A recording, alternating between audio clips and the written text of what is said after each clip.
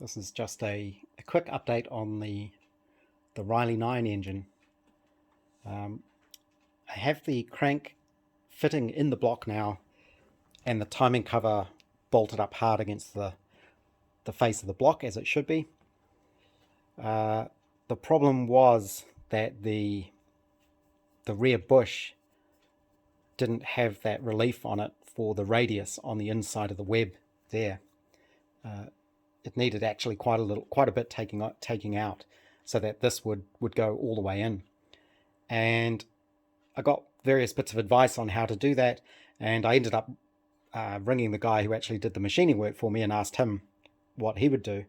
And he suggested what other people had suggested, which was you can just scrape away that inner corner of the bearing with some bearing scrapers. So I actually had to buy a set because I've never used them before and didn't have any.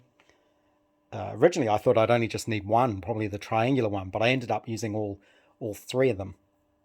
And I was able to just carefully, very, very slowly take my time and put that relief on the inner edge of that bearing.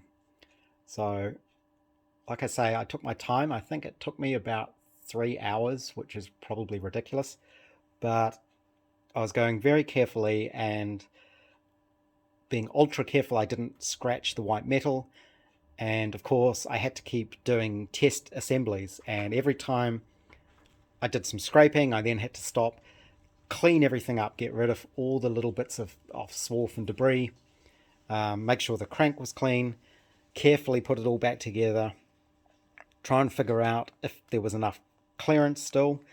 And I could tell by when I pushed the front cover home if there was a gap. Once it actually started getting to the point where it was really close, this would seat into the block with a nice ring, so you knew it was sort of seating fully home.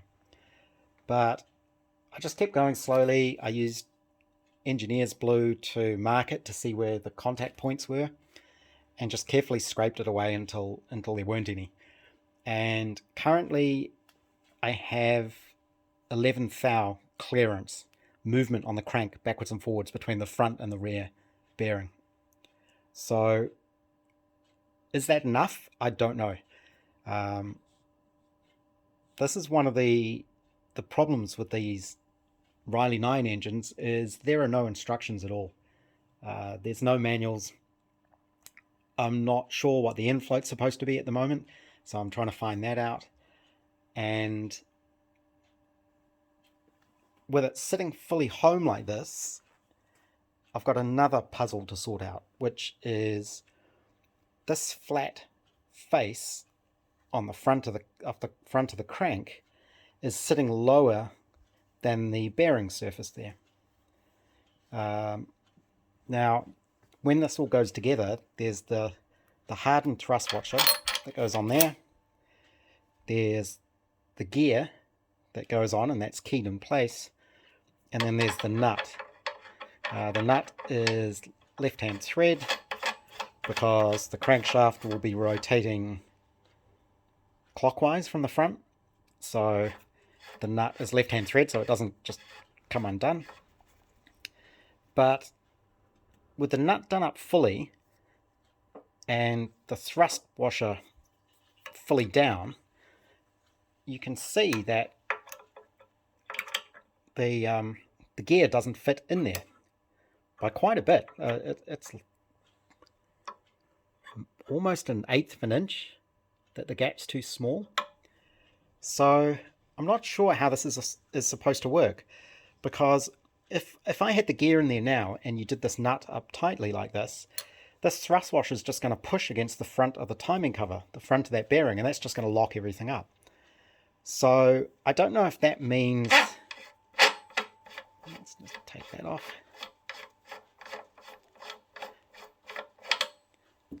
Does that mean this needs to be machined down somehow?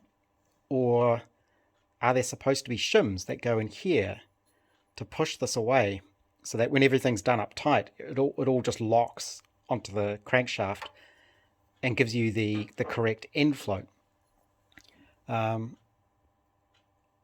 even though there are no manuals, the Riley Register, the British pre-war Riley Club, do have online all of their magazines going right the way back to the 50s.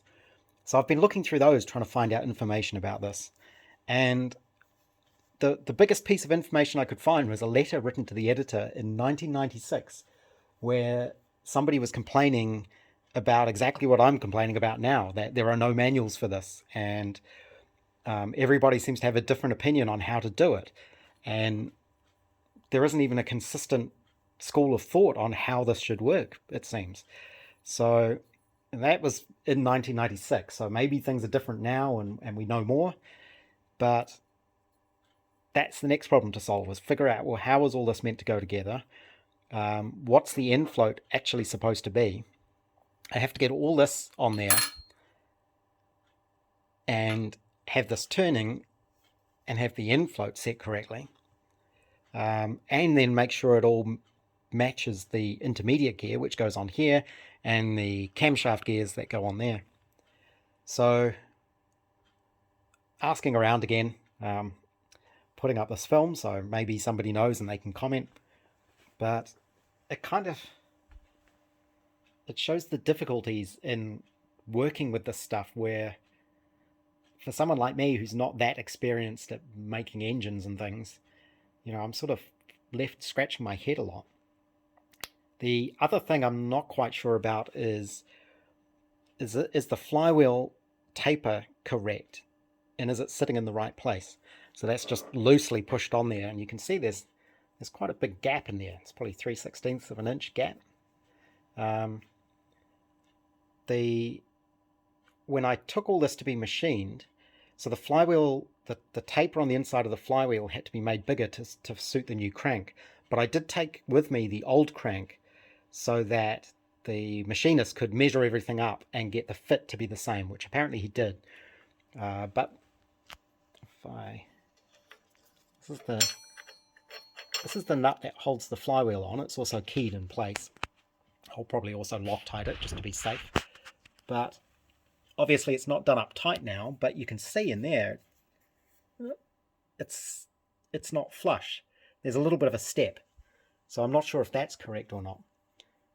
What happens is after the nut goes on, there's actually a bearing that pushes in there, which is the bearing for the first motion shaft of the gearbox to fit into. So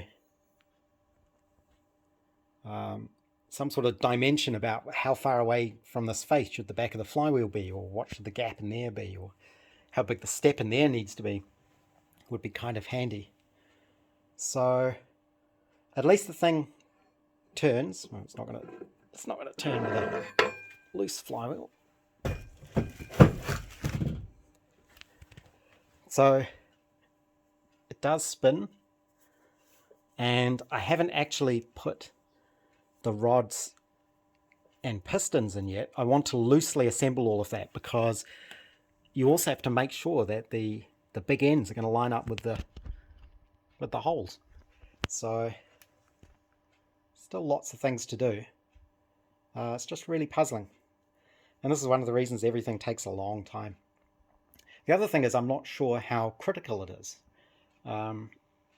Obviously you want to get it as correct as possible, but I'm sure there are cars driving around where the end float is theoretically way too much, and clearances aren't what they should be. I don't know what the tolerances are on an engine like this. Again, it's difficult to know with no numbers or no manuals or anything what's acceptable. So I'm asking around. Somebody will know, and I'll see if I can figure it out from there. But it's another small step forward. Oh, the only other thing I've done is I did end up filling the pitting on the hub, the rusty hub I had.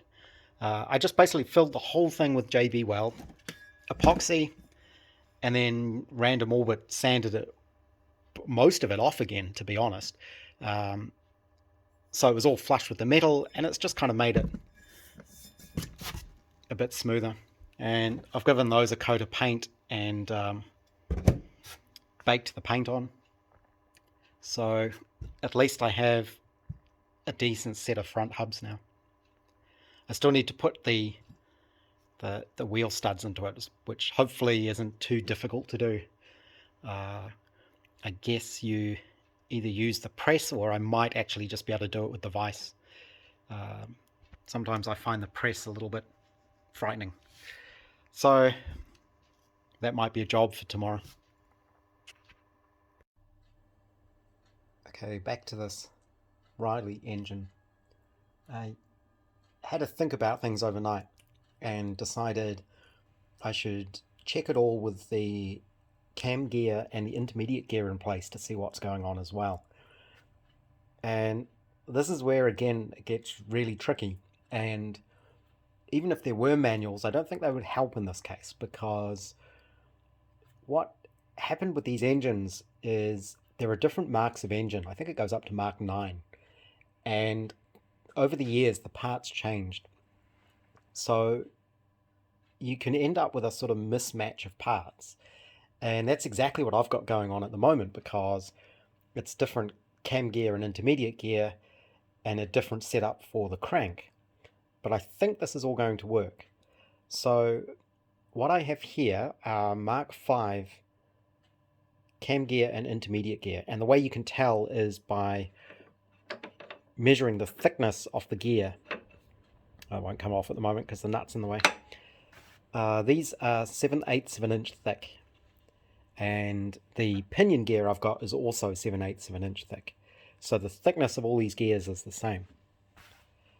I 3D printed a gear substitute to go in there, because this is quite a tight push fit on the crankshaft. I don't want to keep putting it on and then having to pull it off. So I just 3D printed a spacer that's the right thickness. So with the thrust washer in there, and these thrust washers come in different thicknesses as well. So this is a 1/8 thick thrust washer.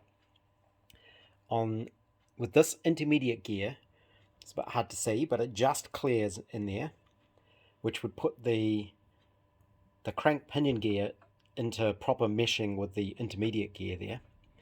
And if you look from the top, you can see that the crank pinion nut here does clear the intermediate gear. There are some setups where you have to modify this, and the Riley Register spares have an instruction sheet on all of this.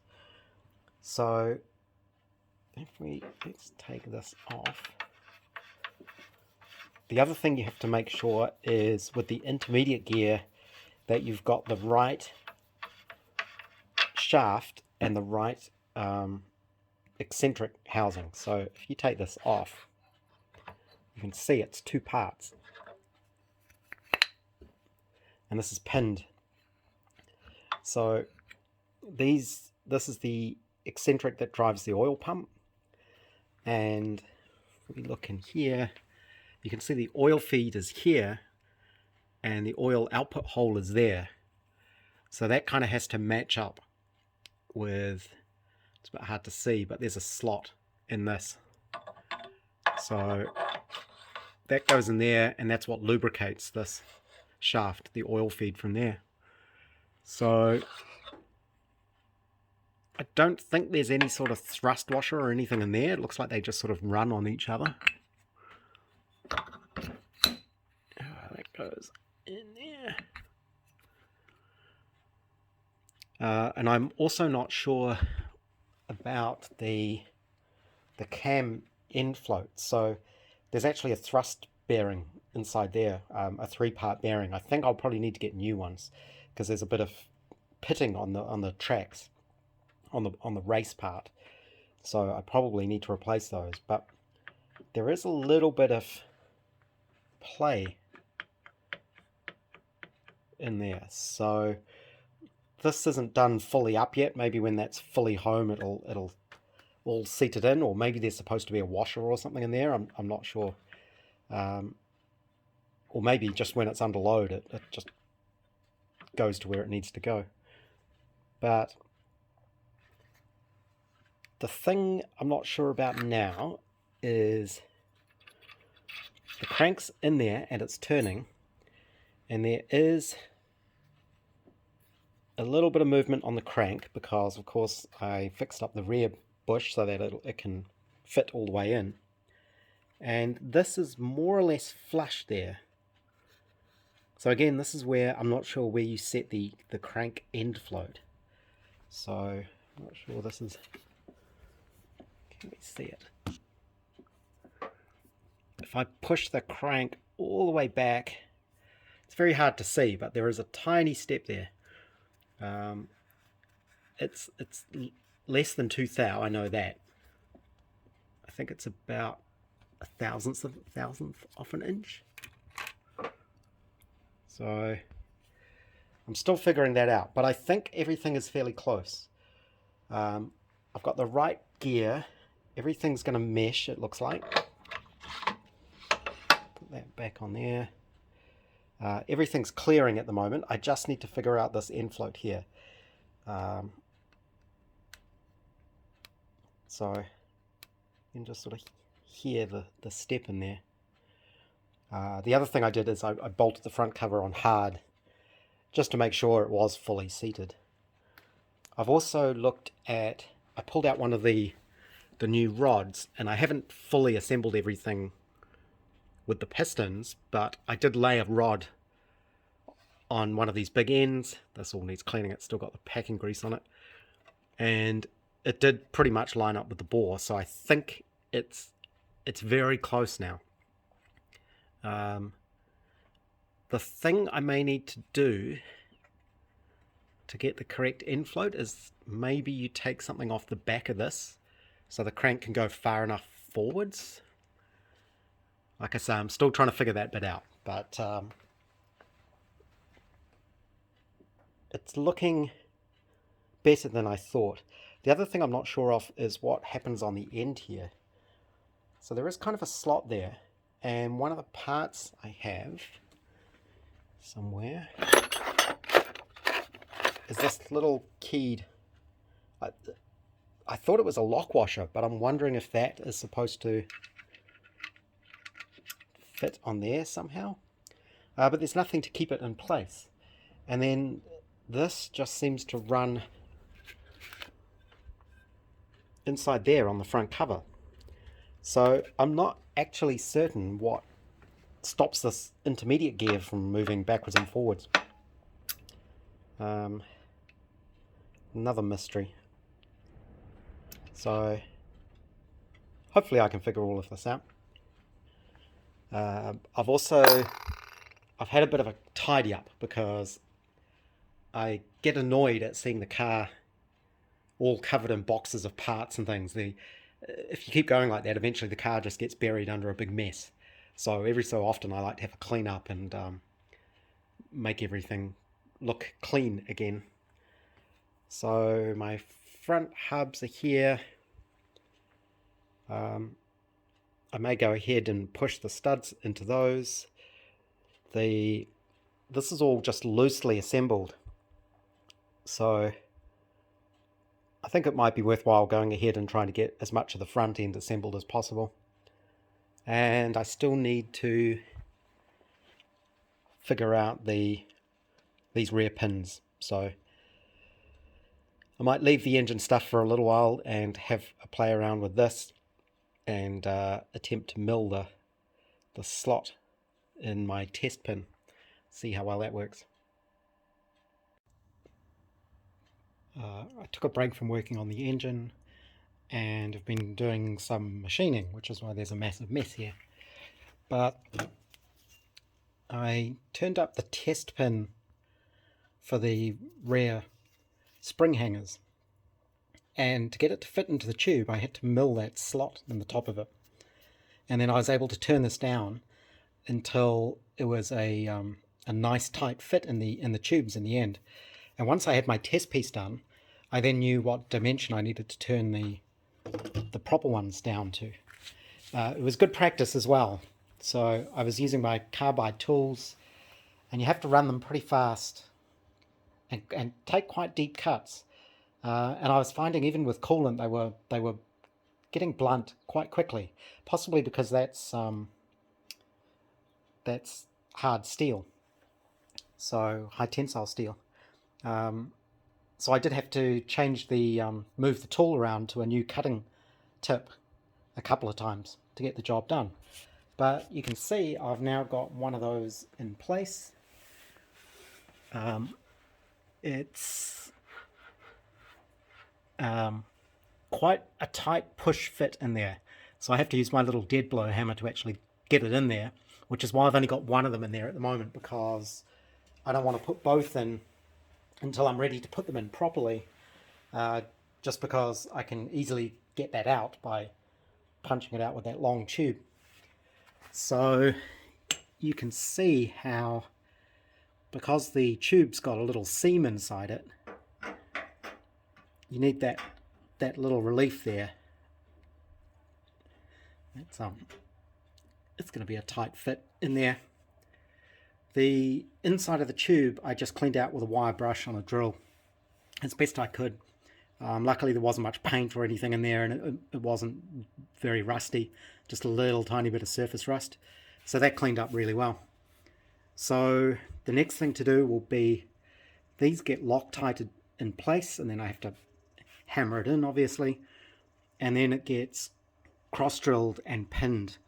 And the pins, you sort of countersink the tube and you sort of rivet the pins in, like hammer the heads down as if they were rivets, and then sand it all smooth.